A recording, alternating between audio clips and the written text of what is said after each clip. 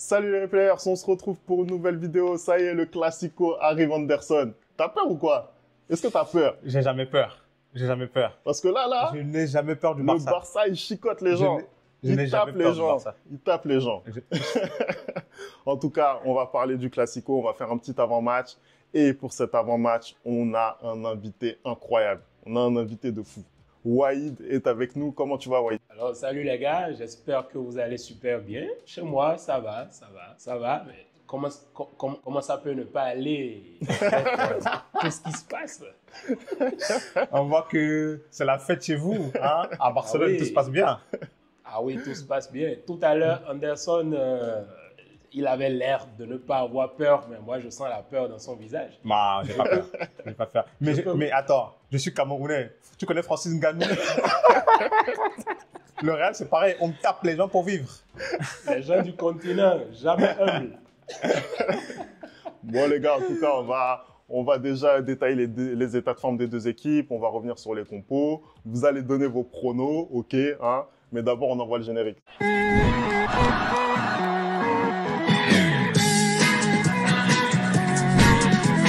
Allez, on commence tout de suite la vidéo. Et donc, on va parler un petit peu des états de forme des deux équipes. Il y a énormément de choses à dire, hein. Le championnat est extrêmement disputé cette année. Voilà, on a deux équipes du Real et du Barça voilà, qui sont très fortes. Et le Classico, je pense que ça fait un moment qu'il n'a pas eu autant d'intérêt sportif. Je vais déjà donner la parole à Wahid. Déjà, toi, comment tu sens l'état de forme de ton équipe? Je pense que tu la sens bien. D'abord, franchement, je voudrais vous remercier pour l'invitation. Le replay foot, ça fait vraiment plaisir de voir votre contenu. On a commencé à échanger. Bon, il faut que les fans, bon, pas les fans, les abonnés, ceux qui suivent la chaîne, sachent plus ou moins que franchement, la vibe, elle est bonne. Le boulot qui se fait derrière aussi, il est superbe. Moi, j'apprécie beaucoup votre contenu. Bon, ça fait plaisir. Ouais. Maintenant, pour parler du match, l'état de forme. Non, mais l'état de forme, à part Barça ou Sasuna, ouais, je vois Anderson déjà qui regarde le ciel et tout. Là. Non. Donc, En vrai, Barça ou Sasuna, c'est particulier. C'est l'équipe B. Donc, voilà, on ne tient pas compte. Trop de changements, ouais. Mais sinon, franchement, quand on regarde l'état de forme de ces deux équipes, franchement, le Barça, c'est l'équipe qui joue le mieux, le meilleur football actuellement en Europe. Et il faut aussi voir ce qui se passe, que ce soit en attaque, en défense, une attaque vraiment prolifique, une manière de défendre vraiment qui, moi, me fait peur à chaque fois. Mais bon, l'état de forme de cette équipe, quand même, elle est bonne. Par contre, le Real Madrid, c'est plus ou moins. Et on va en parler tout à l'heure, plus tard dans la vidéo, sûrement. Le Real Madrid, moi, je trouve que le Real, il y a quand même beaucoup de paramètres qui doivent être pris en compte. Bon, là, c'est un peu compliqué pour eux, quand bien même ils arrivent à s'en sortir. Mais quand vous comparez les deux équipes, on sent que l'état de forme est plus sur le côté Barça. On voit plutôt une équipe qui est cohérente, qui est plus en forme, comparativement au Real qui, jusqu'à présent, se cherche toujours, moi je trouve. Je vois que Anderson, il fait un petit peu la moue là. Je vois qu'il n'est pas d'accord. Je vois qu'il est contrarié. Toi, Anderson, comment tu sens le Real en sachant que, bon, au niveau comptable, ils sont quand même présents, notamment en Liga. Comment tu les sens, toi? Bah, déjà, avant de commencer, hein, j'aimerais également remercier Wahid d'être sur la chaîne. Hein. Ça fait un moment qu'on regarde ton contenu et j'apprécie énormément. J'aimerais dire que tu es le Barcelonais le plus objectif de YouTube. Voilà. C'est très rare. Je me sens flatté, là. Donc maintenant, en ce qui concerne l'état de forme du Real, je suis assez d'accord avec ce que Wahid vient de dire. En fait, on a une équipe qui gagne, mais qui n'a pas vraiment de fond de jeu, tu vois. Et on a surtout un nouveau joueur qui est venu se rajouter à un collectif et la mayonnaise a du mal à prendre. Et on a perdu, je pense, un élément super important qui est Toni Kroos. C'est-à-dire qu'aujourd'hui, il y a beaucoup moins de certitude côté Real Madrid que côté Barcelone. Après, ça reste un classico. Hein. Je pense que les paramètres sont totalement changés. On a vu là ce que les deux équipes ont fait en Ligue des Champions. Hein, le Barça a gagné 4-1, le Real a gagné 5-2 dans un match exceptionnel, encore une fois de plus, comme on sait le faire en Ligue des Champions. Un match de ouf. Donc, je me dis, en fait, avec le Classico, tout est possible. Tu vois, tout est possible parce que moi, j'ai regardé le match contre le Bayern. Certes, le Barça a dégagé une impression de puissance, mais il y a eu énormément de largesse en défense. Donc, je me dis, si Carlo, il analyse bien ce match-là, il y a moyen de les prendre, à leur propre jeu. Donc, en soi, si tu regardes depuis le début de la saison, le Real tâtonne un peu, mais ils montent en puissance. Le Barça, de leur côté, ils sont sûrs de leur fête. Ils ont fait 2 faux pas, un en Liga avec cette défaite contre l'Osasuna et la défaite contre Monaco. Mais bon, à 10 contre 11 pendant 80 minutes, c'est compliqué. Donc voilà, en soi, je peux pas dire que je stresse parce que pour une fois, on aura un classico relevé. Parce que les dernières années, j'avais l'impression qu'on était seul sur le terrain. Voilà, l'arrogance. Tu vois, ouais, ce que je subis. Tu vois ce que je subis tout le temps. L'arrogance. Non, mais franchement, les Madrilènes, ils sont pas humbles, quoi. Non, mais faut dire la vérité. Ces dernières années, à part en match amicaux, en compétition officielle, on vous rosse. Ah oui. Je ne sais pas si tu te souviens, Carvajal, il avait dit en conférence de presse. L'année dernière. Ouais, il dit, ouais, bon, le Barça nous gagne dans les matchs amicaux et tout, mais en compétition officielle, on va les éteindre. Non, mais et c'est ce qui s'est passé. Et c'est passé crème, hein. C'est passé crème parce que durant toute la saison, le Real Madrid a éteint le Barça. C'est un peu, je suis d'accord avec ce que tu disais tantôt. Vous savez, le Classico demeure le Classico. Hein. Classico, c'est carrément un autre match. Tu peux être en train de gagner de 7-0, de 5-0, mais le Classico, c'est toujours différent. Et quand vous voyez... Quand on regarde ce Classico, je pense que c'est l'un des derniers Classicos où il y a une hype qui revient, où il y a ce sentiment-là de « Ok, ce week-end, on verra un beau spectacle. On a 2 équipes qui, quand même, te proposent quelque chose. Bon, quand bien même le Barça propose plus. Mais de l'autre côté, tu as un Real Madrid qui a des flèches, comme Vinicius, Mbappé, Rodrigo, tu as Bellingham. Bon, Rodrigo, il sera blessé ce Classico parce qu'on a Rodrigo et Courtois qui sont blessés. Ça, c'est important. Ah, Courtois s'est blessé aussi. Ouais, Courtois aussi s'est blessé. Ok. Ça rabat l'écart, ça rabat l'écart. Mais bon, après, vous n'avez pas votre gardien, on n'a pas notre gardien, donc c'est équitable. Ouais, après, je pense que Lounine est quand même plus fort que Peña. Non, mais Peña, mais franchement, hier, j'étais là en mode... Ok, Peña, tu frappes 3 fois au goal contre lui, tu mets 4 buts. Donc, moi j'avais peur. Je me disais, ok, heureusement, Harry Kane n'a pas eu assez d'occasions. Sinon, franchement, j'imagine pas ce qui se serait passé. En tout cas, les gars, je pense qu'on peut parler peut-être des compos maintenant, parce que on a bien compris que les états de forme, voilà, ils sont... assez haut en ce moment pour les 2 équipes. On va peut-être commencer par le Real puisque c'est au Bernabéu que va se jouer le match. Anderson, je pense que dans cette chaîne, tu nous as largement parlé du fait que tu n'étais pas d'accord avec le 4-3-3 que nous concoctait à chaque fois Carlo Ancelotti. Déjà, est-ce que tu penses qu'il va continuer dans cette voie en l'absence de Rodrigo? Et est-ce que tu aimerais voir le 4-4-2 diamant, hein, voilà, c'est comme ça. Est-ce que tu aimerais voir ce 4-4-2 de l'année dernière qui t'a permis de soulever ta 15e Ligue des Champions? Bah, déjà, j'aimerais dire quelque chose. Je pense que Carlo, en ayant vu le match du Barça hier, il va nous pondre quelque chose dont personne n'est prêt. Parce que c'est un terroriste. Carlo, le mécanicien. Carlo l'ingénieur. Non, mais c'est ça, exactement, tu vois. Donc là, moi déjà, j'ai peur parce que quand il a vu le match du Barça, j'ai peur de se retrouver avec 6 défenseurs, 2 milieux et 2 attaquants, tu vois. Ouais. Il est capable de faire ça. Pas au Bernabéu quand même. Plus sérieusement, si. Plus sérieusement, en fait, je pense que l'absence de Rodrigo et surtout de Courtois rabattent un peu les cartes. Pourquoi? Parce que le fait que Rodrigo soit pas là, c'est un peu plus difficile de mettre le 4-3-3. Donc, je pense qu'il va peut-être vouloir consolider déjà le milieu du terrain. Donc, on va repasser à un 4-4-2. Maintenant, il y a un autre problème, c'est la défense. Parce que la défense, elle n'est pas du tout rassurante. Franchement, elle est catastrophique, même la défense du Real depuis le début de la saison. Ils prennent des buts quasiment tout le temps. Là, contre Dortmund, la première mi-temps, c'était abject au niveau défense, tu vois. Donc, je me pose la question, est-ce qu'il ne va pas faire descendre Tchouaméni en défense centrale et mettre Militao à droite pour pouvoir essayer de faire quelque chose, en fait, tu vois, c'est qui va défendre? C'est Rafinha ou Yamal? Ouais, Rafinha. Rafinha, parce que Lucas Vazquez, défensivement, c'est pas possible.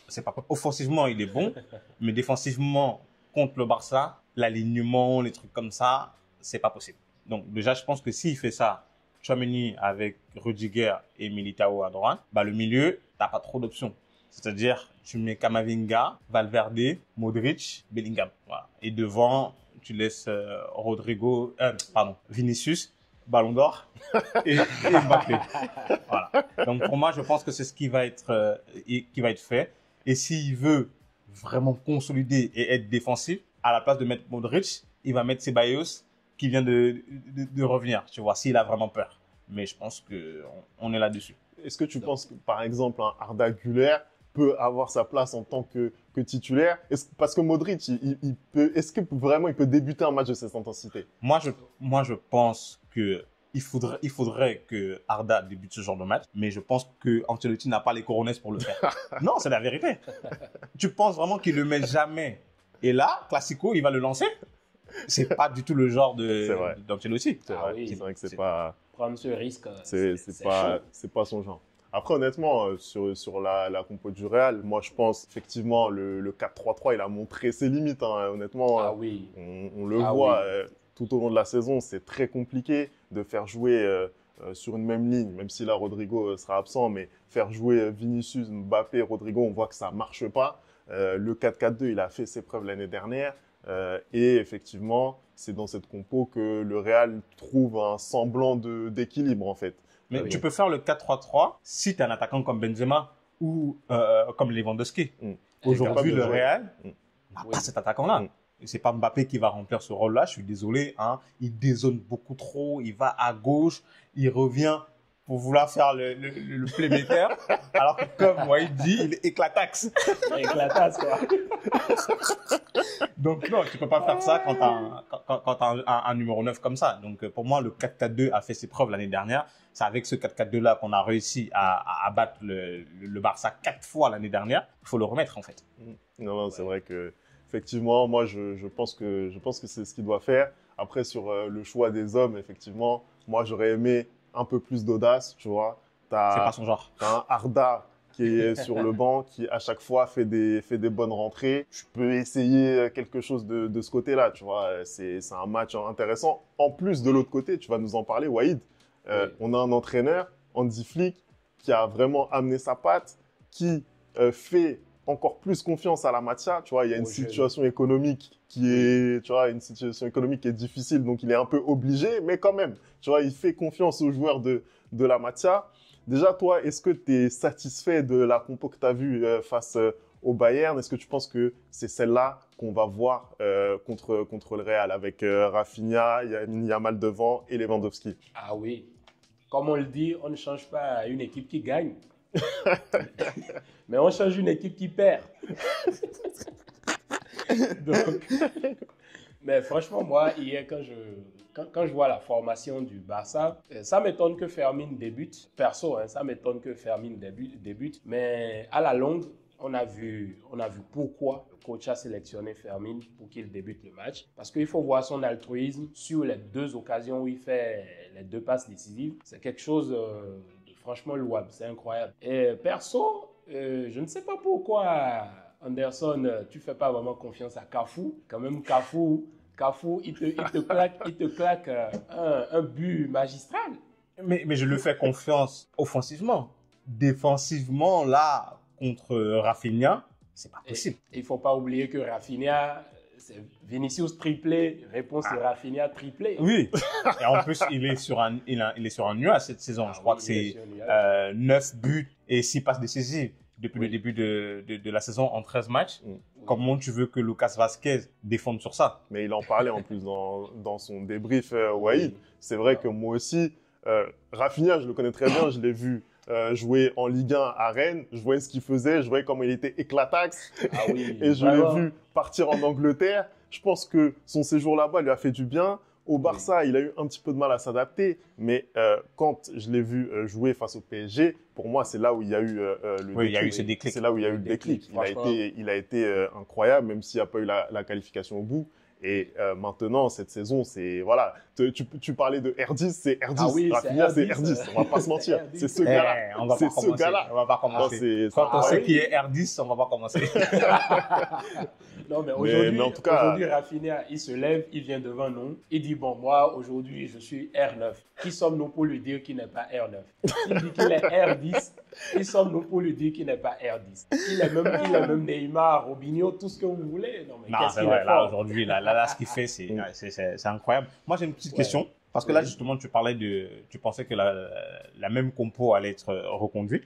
Est-ce que tu ne penses pas qu'il va plutôt mettre Dani Olmo à la place de Fermin, vu qu'il est revenu? Non, je ne pense pas. Pourquoi? Parce que Olmo, il revient de blessure. Et vous-même, vous savez, quand vous revenez de blessure, il y a un temps d'adaptation. Surtout que nous tous ici, on est des footballeurs, on joue au foot. Quand tu reviens... Bon, un peu plus certains que d'autres, mais bon, je ne veux pas parler de Félix. J'écoute même pas la provocation. Le tacle indirect.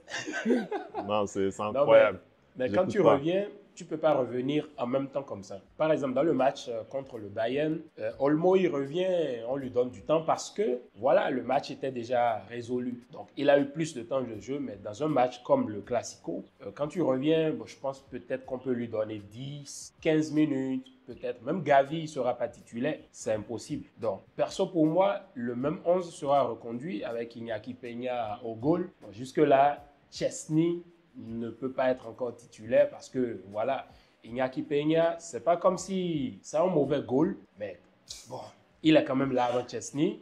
Chesney, lui, il apporte cette touche de vétéran, les conseils qu'il faut, tout ça, etc. Quand bien même lui aussi, c'est un gars qui peut déconner au goal. Moi, j'ai vu des bouts légendaires. C'est déjà arrivé, oui, en effet. Oui, j'ai vu des bouts légendaires de Chesney. Je me suis dit, mais quand même, c'est un gars qui a mis Buffon au banc. Donc, vous imaginez.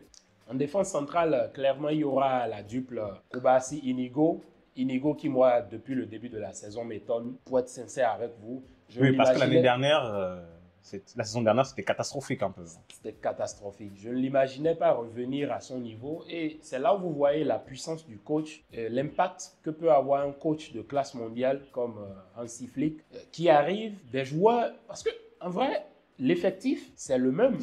À part certains qui s'en vont, Auriol et consorts, l'effectif est le même, mais on sent qu'il y a quelque chose qui a été essoufflé dans le corps de ces jeunes-là. Vous imaginez que nous, cette saison, on joue avec Bernal qui se blesse, un milieu défensif, quelqu'un comme Bernal qui était titulaire jusqu'à sa blessure. Il y a Casado qui le remplace. Or, la saison dernière, Casado était au banc et Auriol Romeo était devant dans la hiérarchie, devant Casado. Et vous voyez Casado sur le terrain, ce qu'il propose. Donc, c'est là où vous voyez que le coach, franchement, il est en train de faire un boulot incroyable. Même hier, Baldé qui, pour moi, le match d'hier, c'est un match référence. Parce que moi, j'avais aucun match référence de Baldé. Mais Baldé, hier, ce qu'il te propose, c'est franchement magnifique. Après, de l'autre côté, vous avez Koundé, qui, je dis souvent, le problème peut venir de son côté parce que parfois, il est un peu despisté, il est déconcentré. Donc, vous savez, il monte haut aussi. Hein. Justement. De toute la ligne, je pense que c'est Koundé qui prend plus même de risques devant. Parce qu'il y va, il essaye de combiner avec Lamine Yamal. Donc, du coup, c'est un peu ça. Donc, en milieu de terrain, vous savez déjà, le double pivot, ça ne change pas. C'est Pedri, Casado. Là, Pedri exceptionnel cette saison. Oui, Pedri exceptionnel.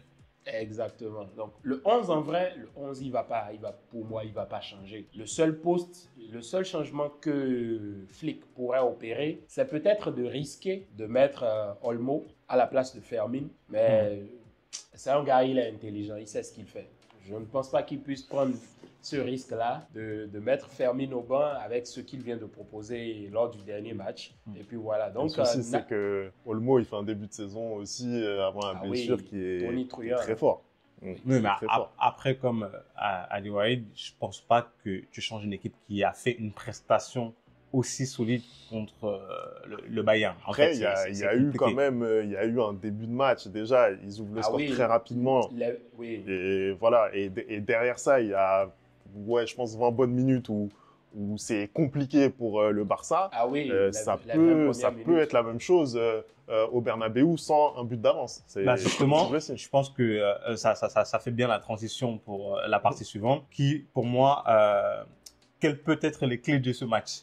Et moi, j'ai une des clés, je pense que Walid, dans ce qu'il disait, avec notamment Koundé qui monte beaucoup, je pense qu'une des clés de ce match va être le duel sur le côté gauche entre Vinicius et Koundé, en fait. Et Koundé, Parce ouais. que si Vinicius prend très rapidement l'avantage sur Koundé, je pense que le Real peut avoir, voilà, le Real peut avoir une très très bonne soirée.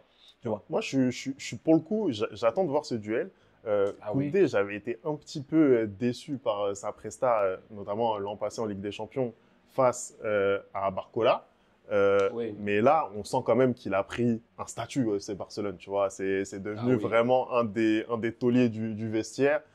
Et en plus, voilà, c'est quelqu'un qui joue énormément avec sa tête, mentalement, il se laisse pas dépasser. Même quand il prend un ou deux crochets, il va quand même être là pour mettre le pied. En face, on a un Vinicius qui, justement, peut rapidement sortir de son match quand les événements ne tournent pas en sa faveur. Moi, après, on est au Bernabéu. On est au Bernabéu. Il le fait quand on est à l'extérieur, mais à domicile, c'est très rare. C'est vrai que c'est plus rare. Mais justement, moi, je suis curieux de voir ce duel. Je sais pas ce que tu en penses, Wade, mais moi, j'ai bien envie de voir effectivement ce duel. Oui, et il faut pas oublier une chose. D'habitude, quand il y avait les Clasico, avec Xavi, c'était Araujo qui était... Exactement, qui basculait. Qui basculait sur l'aile. Parce que Koundé avait montré ses lacunes face à Vinicius. C'est pour ça Xavi, il avait opté pour mettre Araujo sur l'aile. Parce que, vous savez, Araujo, physiquement, athlétiquement, c'est une puissance. C'est d'une puissance. Donc, dès qu'il allait au contact une ou deux fois avec Vinicius, parfois il arrivait à entrer dans sa tête et à le sortir de son match. Mais là, est-ce que Koundé sera vraiment à la hauteur? Bon, ça, je ne sais pas. Quand bien même c'est l'un des meilleurs latérales au monde actuellement, franchement, Koundé, depuis février-mars, il est sur un nuage. Il est impeccable. Mais il ne faut quand même pas oublier que les buts viennent toujours de son côté. Donc, il peut être extrêmement bon et il peut aussi commettre des erreurs qui peuvent être vraiment... Mais surtout qu'il sera en face d'un vrai ailier. Un pur ailier qui est Vinicius. Et je pense que d'habitude, ce n'est pas le cas. C'est vrai. C'est pas le cas. Vrai. Vinicius, il est explosif, il est rapide, il dribble. En fait, il est imprévisible à des moments donnés. Et il ne faut pas oublier que, en parlant des joueurs clés de ce match, Vinicius, pour moi, côté Madrid, il sera clé.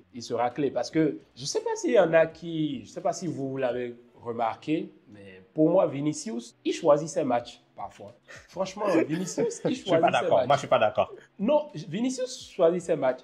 Vous allez voir, le prochain match, je ne sais pas, contre Las Palmas ou, je ne sais pas, Alaves, vous allez voir, il va vous sortir une performance éclatasse. Mais dès qu'il entend Liverpool, le Barça, Dortmund, il ne met pas la même intensité. Il ne met pas la même intensité. Il devient autre chose. Il devient un monstre. Vinicius, parfois, il y a des matchs où j'ai comme l'impression qu'il choisit. Bon, il se dit, bon, ok, aujourd'hui, moi, je brille, je monte sur le terrain, je fais du sale et puis je m'en vais. Si tu n'es pas content, triplé. Si tu n'es pas content, j'espère que samedi, ce sera la même chose. J'espère qu'il ne sera pas en forme parce que Vinicius, les grands soirs, ingérable. Ah oui, c'est compliqué. Mais d'ailleurs, tu parles d'un joueur ingérable. Je pense qu'une des autres clés du match va être le joyeux Barcelonais, de votre côté, Lamine Yamal, qui, là, encore mercredi, nous a livré une prestation extraordinaire. Et je pense que si le Real arrive aussi à le bloquer, c'est un avantage pour nous pour aller remporter ce Classico. Donc, toi, qu'est-ce que tu penses de ton côté, en tant que Barcelonais? Non, mais Lamine, franchement, Lamine, ce qui m'étonne avec ce gamin, moi, depuis la saison dernière, j'essaye de ne pas m'enflammer avec lui. Pourquoi? Parce que, vous savez, nous les Barcelonais, on a un peu ce défaut-là, d'aller sous le coup des émotions. Ouais. On sait très bien. Tu parles de Ansu Fati, oui, on est au courant. Voilà, dès qu'on sort...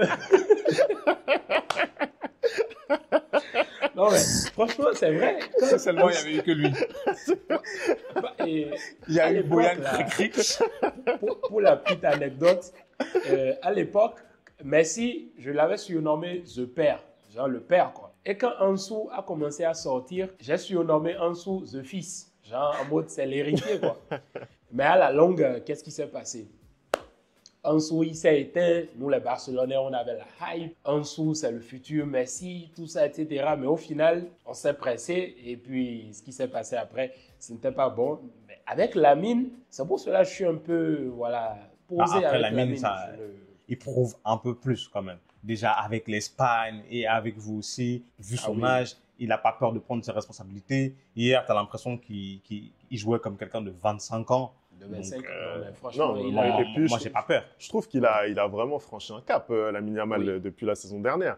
Moi, honnêtement, quand je regarde même sa campagne de Ligue des Champions la saison passée, c'est pas extraordinaire. Hein. Moi, je le trouve pas fou. J'ai souvenir d'un match contre Naples, celui qui vous qualifie pour les quarts de finale, la double confrontation. Il est pas fou. Je trouve que il fait pas les bons choix. Il est pas hyper mature dans ses choix. Et là, cette saison, en tout cas depuis l'Euro. Depuis l'Euro, oui. Pareil, basculement où tu as l'impression que, voilà, il sent que maintenant, il a plus de responsabilités et il les assume, vraiment. Mais il sent surtout que les défenseurs ont peur de lui. Bah oui, c'est ça. Ça se voit. C'est ça. Ils ont peur de lui. Donc, non, pour le coup, Lamine Yamal, vraiment très, très fort. Très fort. Et ce que j'aime beaucoup chez lui, c'est qu'il n'est pas fantaisiste. Vous voyez, il y a des joueurs qui vont one vs one, qui te dribblent, qui te provoquent, mais d'une manière où tu sens qu'il y a un peu comme de la provocation. Tu parles de Neymar, là. De Neymar, ouais. Mais en fait, Lamine, c'est le genre, il va, mais en fait, c'est un peu comme Messi. C'est pas comme si il est Messi, non. En fait, Messi, vous allez remarquer que Messi, durant toute sa carrière, quand il joue, en fait, quand Messi va pour te dribbler, c'est pour te dribbler, quoi. Il ne vient pas pour t'humilier. Non. Il va vraiment pour t'effacer et progresser dans son jeu. Donc, Lamine, en fait, ce qui m'étonne chez lui, c'est que quand bien même il ne marque pas de but, parce que ça aussi, c'est un autre registre qu'il doit continuer à travailler. Quand bien même il ne marque pas de but, il s'en sort toujours avec des passes décisives, des dribbles, rompre les lignes défensives, amener le jeu vers l'avant, la créativité. Il apporte quand même ce plus. Maintenant, la question qu'il faut se poser, c'est quoi? On sait que Mendy, physiquement, défensivement, il est aussi très fort. Ouais. Il est très fort. Mais il ne faut pas oublier que Lamine, hier, il t'éteint quelqu'un comme Davis. Et Davis, actuellement, à son poste, on peut dire que c'est l'un des meilleurs clairement. C'est lui qu'on veut recruter pour venir être titulaire chez nous. Exactement. Et c'est un gars, athlétiquement, il est puissant, Davis. Il est vraiment puissant. Mais hier, Lamine l'a fait passer pour un, je sais pas, pour un petit joueur de, je ne sais. Non, mais reste à voir si, franchement, lors du Classico, Lamine pourra s'en sortir face à Mendy. Parce que Mendy, il faut avouer quand même que son aile aussi, c'est pas vraiment ça.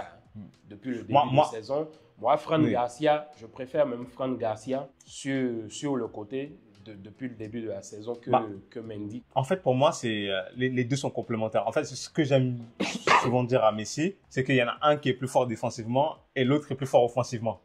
Et que les deux réunis, ça ferait le latéral parfait. Ouais, c'est vrai. Mais Mendy, justement, même cette saison où normalement sa force est la défense, je trouve qu'il est un peu juste. J'ai l'impression en fait que, c'est ça le souci du Real cette saison. J'ai l'impression que la saison dernière, ils se sont tellement donnés que là, tout le monde n'a pas encore récupéré son niveau maximal, hormis Vinicius. Parce que même un Jude Bellingham, il est très fort, mais il ne joue pas de la même manière que la saison dernière. Bon, après, c'est normal aussi, on l'a un peu changé de poste, mais tu vois qu'il y a moins la baraka qu'il y avait l'année dernière. Tu vois, typiquement, la frappe sur la barre contre Dortmund, ça, l'année dernière, ça rentre. Tu vois, et il y a plein de joueurs comme ça il manque quelque chose.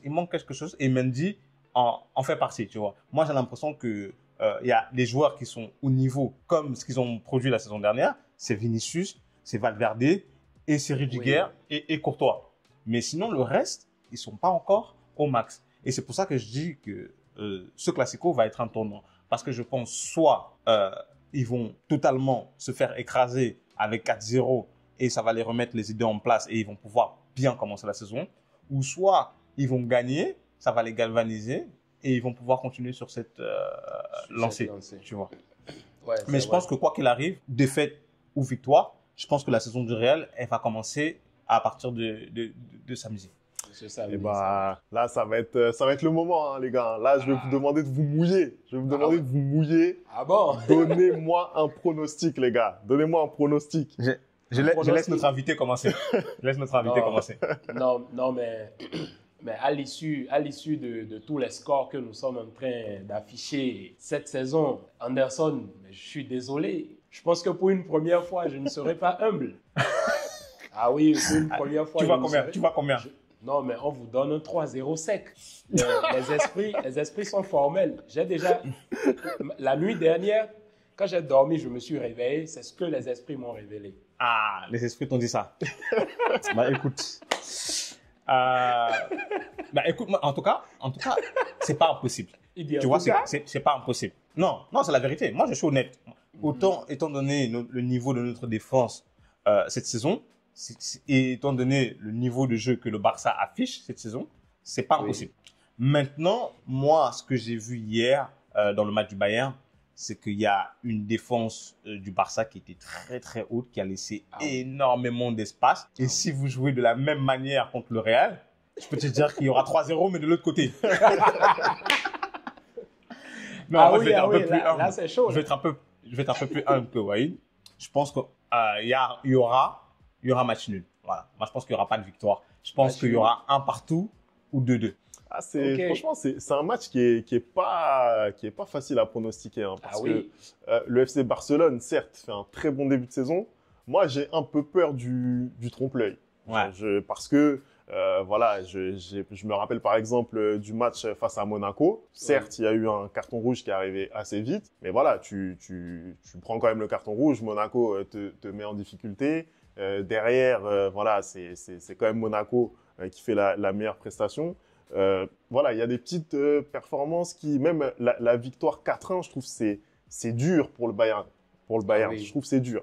C'est un score qui est dur. Ils auraient pu revenir dans le match à plusieurs reprises. Et ça aurait changé la physionomie du match. Mais je trouve quand même qu'en deuxième mi-temps, ils ont essayé, mais le Barça les a calmés très très vite. Donc je ne vais pas dire que c'est un score dur. Je veux dire que le match aurait pu basculer d'un côté comme de l'autre pendant 20 minutes. Mais après, le Barça a maîtrisé. En fait, pour moi, ce qui a manqué au Bayern Munich dans ce match, c'est un peu d'humilité. Vous allez remarquer que quand le Barça marque et que le Bayern égalise, il y avait comme ce terre-là de « ok, on sait qu'on va vous taper ». Ouais, c'est déjà l'habitude, quoi. Ils ont marqué, mais bon, voilà, c'est facile. En moins de 17 minutes, on a déjà égalisé et puis bon, on va leur marcher dessus comme d'habitude. Donc, il y avait ce terre un peu de supériorité, de confiance, un excès de confiance en eux. Ils se disaient que bon, ok, ils ont égalisé, donc ils vont dérouler. Donc, qu'est-ce qui s'est passé? Ce qui les a tués, en fait, c'est le but du 3-1 à la mi-temps, à la fin de la première mi-temps. Là, quand tu vas à la mi-temps là, avec un 3-1, tu sais déjà que bon, en deuxième mi-temps, si tu reviens et que tu restes focus durant les 10 premières minutes, tu peux contrôler le match après. Et c'est ce qui s'est passé. Et à la 56e, sauf contre le Real. Ouais, sauf contre le Real, c'est ça. Donc, en fait, là, je vais me mouiller pour le match du samedi. Je vais vous dire ce qui va se passer. Là, je parle en mode, voilà, hein. Le match, il va commencer tranquillement, mais je sens quand même que les deux équipes vont se respecter. Ça, c'est un truc que je ressens parce que je me dis, en fait, les deux reviennent de deux résultats hyper bons. Ouais. L'autre qui gagne 5-2 en Ligue des Champions, l'autre qui gagne 4-1 aussi en Ligue des Champions. Donc, l'attaque est prolifique. Ça va. Le match, il va débuter, et ce sera tranquille. Ils vont se respecter jusqu'à ce qu'il y ait le déclic. Bon.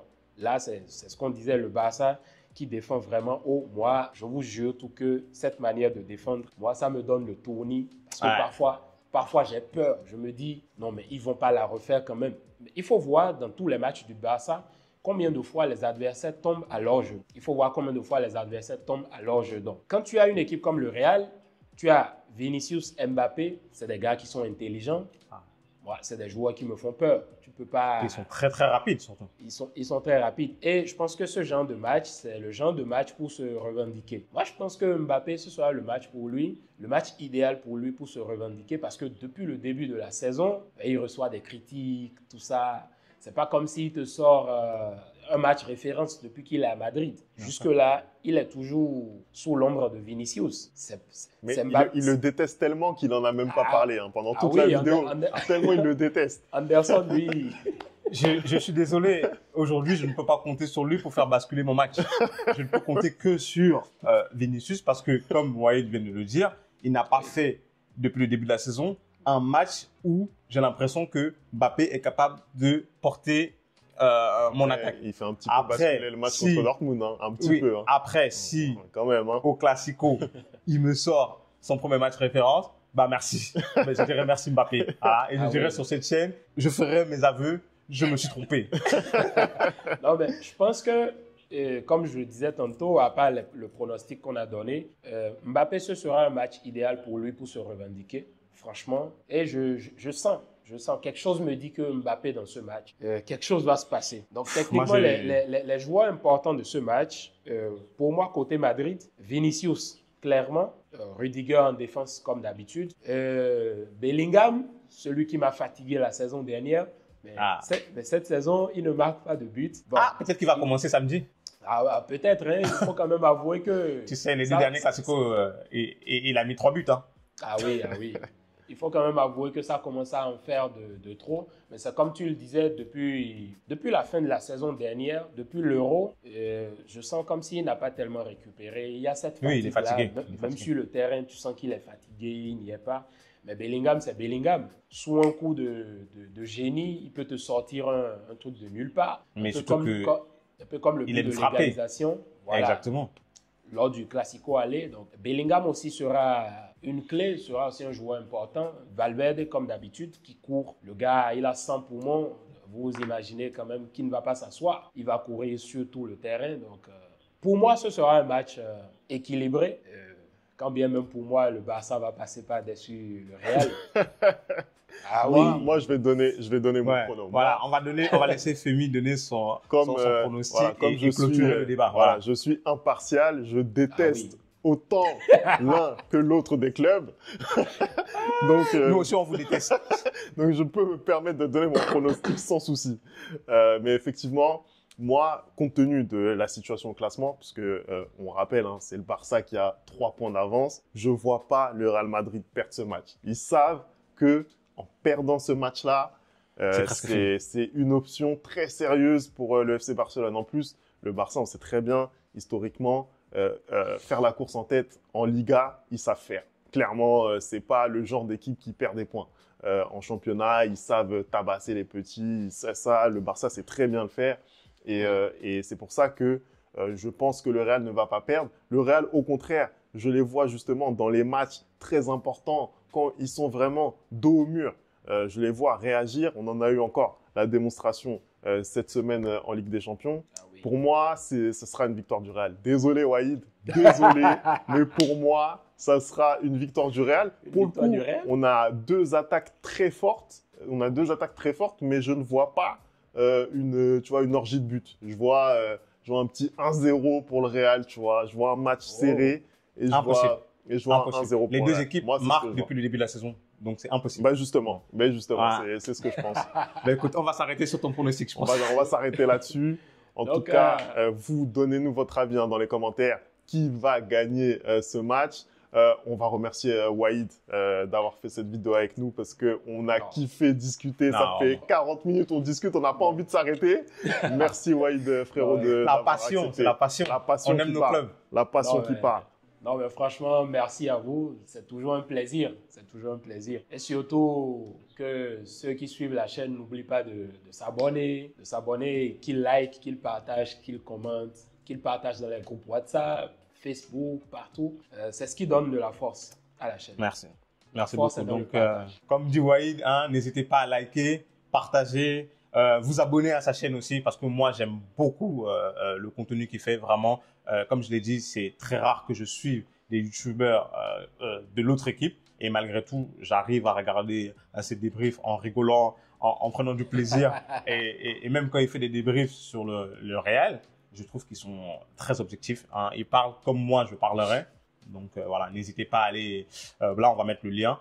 N'hésitez pas à aller suivre sa chaîne et tout ce qu'il fait de beau. C'est @WaïdDanko. Hein. Voilà, je fais ma spéciale pour toi, Waïd. @WaïdDanko, c'est ici, les gars. N'hésitez pas à aller voir ce qu'il fait sur sa chaîne. N'hésitez pas à vous abonner d'ailleurs. Merci encore, Waïd. Merci à vous d'avoir regardé la vidéo. On n'oublie pas les bonnes habitudes aussi. Hein. Je refais, @RefletFoot. Et on se retrouve très, très vite pour une nouvelle vidéo. Ciao.